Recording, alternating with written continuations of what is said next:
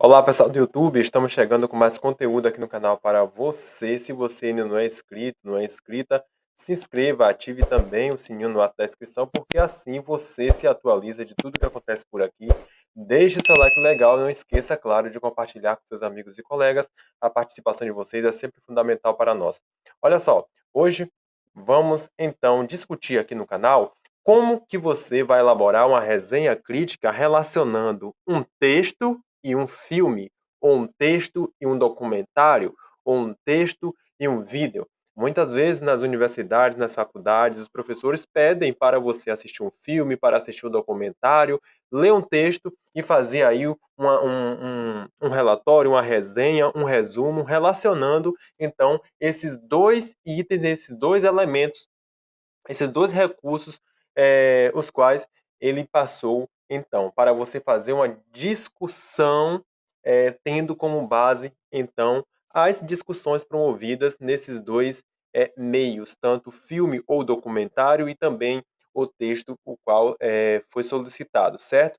Então, como que você vai criar uma resenha, vai criar uma crítica, vai, enfim, desenvolver um resumo ou um relatório, né? Criando ali um diálogo entre um texto e um filme, entre um texto e um documentário, né? É, Tem aqui no canal aulas a respeito de resenha crítica com dois textos, dois ou três textos, né? E aí eu te mostrei passo a passo como você desenvolver na resenha crítica essa relação. E aqui não vai ser diferente. Você vai criar um diálogo, vai criar uma relação com o filme ou documentário com o texto, tá bom? Não foge muito daquilo que é a resenha crítica com dois, três textos ou mais, certo? Mas quando se trata de um recurso que é o filme, por exemplo, ou um documentário, esse elemento pode se tornar mais complexo. E aí é neste ponto, nessa tecla que nós vamos bater hoje. Então aqui eu tenho uma resenha como exemplo para mostrar para vocês, uma resenha que cria aí esse diálogo, que cria essa relação entre um filme e um texto, tá bom? Então a gente já vai começar discutindo. É, Aqui é opcional, eu coloquei um cabeçalho com o nome da disciplina, discente, docente, data, né? Se você for entregar, obviamente, ao professor, você deve colocar esses dados, tá? E na sequência, eu já começo aqui a minha discussão. Qual vai ser a estrutura básica para você construir aí essa resenha é, relacionando o texto e o filme? Você vai escolher o qual que você quer discutir primeiro. Por quê? Você, por exemplo, você vai assistir o filme e vai ler o texto. E aí, no momento que você for começar a escrever aqui a sua resenha da relação entre esses dois aspectos, esses dois recursos, você pode começar primeiro falando do filme ou então do texto e vice-versa, não tem aí uma ordem definida. Então, você vai começar, no caso aqui da minha, que eu vou utilizar como exemplo para mostrar aqui no vídeo, eu vou começar discutindo o texto, que foi um artigo, certo? E na sequência eu já entro discutindo o filme. E no meio isso em tudo em forma de texto corrido, tá, pessoal? E no meio eh, das discussões que relatam justamente sobre o texto, em meio às discussões que relatam justamente sobre o filme, eu vou criando esse nexo entre um e outro, certo? Porque certamente, observe a estratégia, observe o macete, como dizem por aí, né? Se o professor ou a professora passou um texto e um filme para você assistir o filme, ler o texto e relacioná-los, fazer uma resenha crítica, certamente são elementos diferentes, são recursos diferentes, porém, em suas abordagens tem aí os pontos em comum. Né? É justamente nesses pontos em comuns que você vai criar a lógica dentro da resenha. É justamente sobre a relação, o diálogo que vai se estabelecer entre o artigo, entre o texto e o filme, que você então vai criar essa relação e discutir dentro da sua resenha, que você vai dialogar. É em cima disso, desses pontos em comum, entre os dois recursos, entre as duas discussões, que você vai então dialogar e constituir a sua resenha. Tá bom? Então, vamos lá partir aqui para a nossa prática. Então, eu comecei falando para vocês que aqui no meu exemplo, eu falo primeiro do texto, né, do artigo. Então, observe como eu começo. O artigo de Calatai e Strechan, as principais metodologias utilizadas na educação dos surdos no Brasil, tem o principal intuito de apresentar e discutir a pluralidade de métodos que foram introduzidos e desenvolvidos no ensino de surdo no Brasil. Observe que essa não é a primeira vez que eu falo aqui, em todos os meus vídeos do canal, eu falo a respeito disso, que nós estamos tratando desse tipo de trabalho, eu falo sobre isso. Comece falando, se você vai falar de um texto, comece mostrando o título, escrevendo o título do texto e também já comece falando qual é o intuito, qual é o objetivo do texto, o que é que esse texto discute, tá bom? Porque isso é importantíssimo para dar um conforto ao leitor da minha resenha, ao leitor do meu trabalho posteriormente. Então, no artigo de Calatai e Strechen, as principais metodologias utilizadas na educação do surdo no Brasil. Então, observe quanto de informação já tenho aqui. Tem o nome das autoras, tem o título do texto e já coloco o objetivo dele na sequência. Tem o principal intuito de apresentar e discutir a pluralidade de métodos que foram introduzidos e desenvolvidos no ensino do surdo no Brasil, certo? Então, eu já entrego os autores das autoras, já entrego o título, já entrego o objetivo do texto, certo? Isso é importantíssimo. Lembre-se que todo texto, principalmente texto acadêmico, todo texto científico, ele deve ter início, meio e fim. E a melhor forma de se iniciar é esta, passando informações básicas a respeito do texto. Para ancorar essa discussão, as autoras apresentam uma volta na história, século XIX, quando o professor francês Ernest Reuss, que veio com Dom Pedro II para o Brasil, construindo um legado muito significante, sobretudo para a comunidade surda. Então, aqui eu vou relatando, certo? O que é que o texto trata. Então, nesse momento, eu estou relatando basicamente o que é que o texto trata, certo? E aí eu vou dando sequência. Observe que eu começo falando somente do texto e só depois eu vou falar do filme, porque eu vou relacionar esses dois elementos, tá bom? Então, isso é importante você prestar atenção, porque isso chama-se organização. Porque se você começa atirando para todos os lados, o texto fala isso, mas depois o filme vem isso, o texto vem de novo, aí retoma o texto de novo, vai do filme, texto, aí fica uma loucura e ninguém consegue te entender. Vá de forma organizada, fale de um, depois fale de outro, lá nos parágrafos finais, você cria aí um diálogo entre esses dois elementos, entre as discussões promovidas nesses dois recursos, tá? Isso se chama organização, e organização a gente sabe que é a base para se fazer qualquer coisa, independente do que seja, certo? E aqui eu vou relatando o que é que o texto trata. Um dos enfoques principais destacados pelas autoras é o fato de ressaltar as lutas e consequentes conquistas do povo surdo no Brasil, conquistas essas referentes aos seus direitos. Não por acaso temos a oficialização da língua brasileira de sinais, e aí então eu vou dando sequência. Esse é um texto muito importante, fazer uma ressalva aqui, é um texto muito importante que discute aí a respeito da comunidade surda no Brasil, bem como a oficialização da lei brasileira de sinais, né? E, enfim, que foi o base para poder desenvolver essa resenha, certo? E aqui eu vou dando sequência relatando, né, justamente aquilo que o texto trata de acordo com a minha compreensão. Observe aqui que são minhas palavras a partir da minha compreensão do texto. Eu não estou utilizando cópia do texto, eu estou falando o que eu compreendi do texto. São minhas palavras aqui, basicamente. E é assim que uma resenha deve ser constituída. Essa resistência que garante o direito do povo surdo nos últimos tempos é fundamental para reverter um passado em que o surdo era praticamente excluído da sociedade. Então aqui eu vou justamente versando, costurando sobre o que é que o texto relata. Aqui na sequência, no entanto, chega um momento em que o dito professor deixa o Imperial Instituto de Surdos e Mudos. É, então, é justamente isso. Isso, exatamente. E aqui eu vou dando sequência. Com isso, algumas correntes filosóficas direcionadas à educação de surdos ganham destaque. A do oralismo, da comunicação total e do bilinguismo, como é ressaltado no texto baseado em Dosiá. Além disso, cabe ressaltar também a pedagogia surda, aqui. Além disso, cabe ressaltar também a pedagogia surda, que vem ganhando espaço dentro do Brasil. Particularmente, acreditamos que essa nomenclatura é muito importante no campo da educação da comunidade surda Isso porque afirma e reforça a identidade deste povo, fazendo com que seja realmente, na prática, desenvolvida dentro dos campos educacionais atingindo o público-alvo. Acreditamos que esse é um dos motivos que fazem com que esta venha ganhando cada vez mais espaço em nosso país. Observe que aqui eu vou utilizando, ó, com isso, é, além disso, tá vendo? Que são elementos que vão dar lógica, que vão dar encadeamento no meu texto. No entanto, certo? Lembra que eu falei da lógica do encadeamento do texto, que são elementos principais?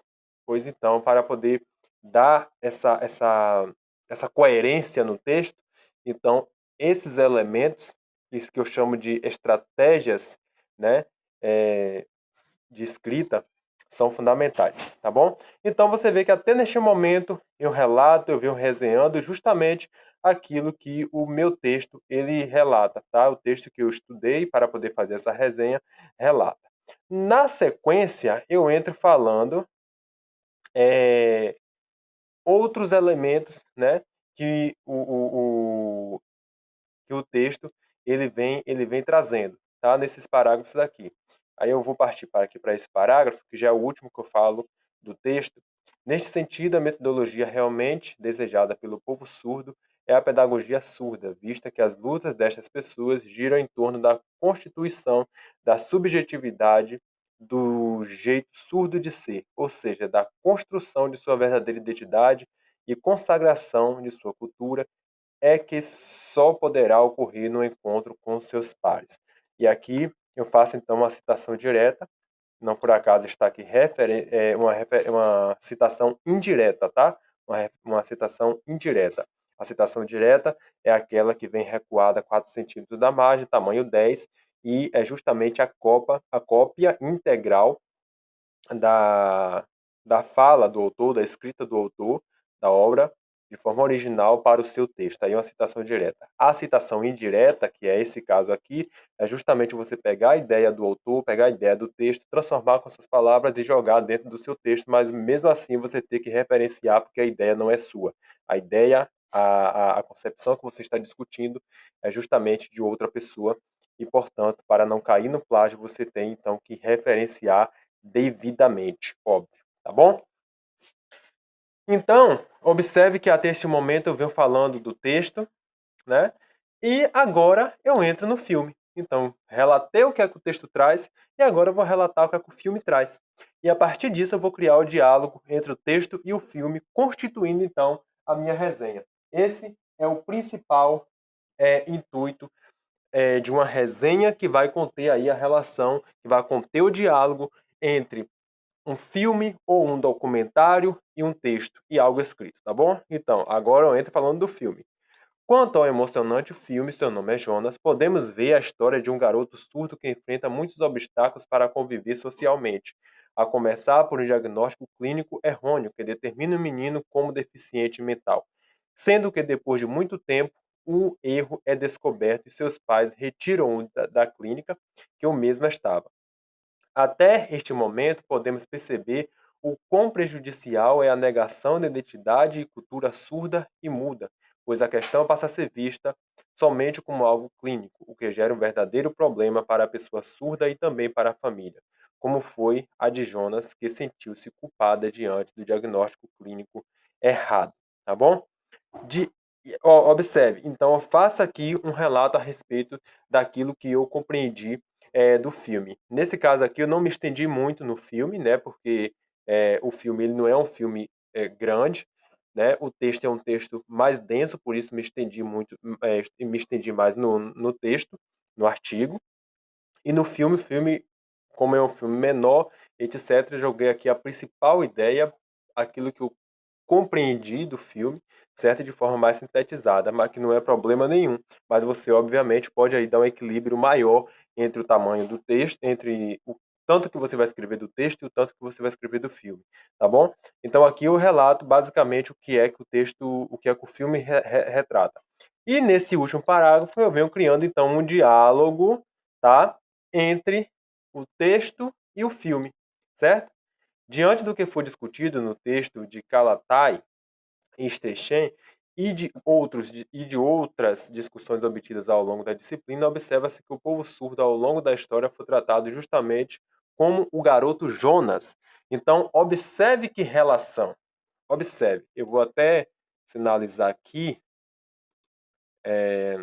botar aqui um azul, para poder marcar essa parte aqui.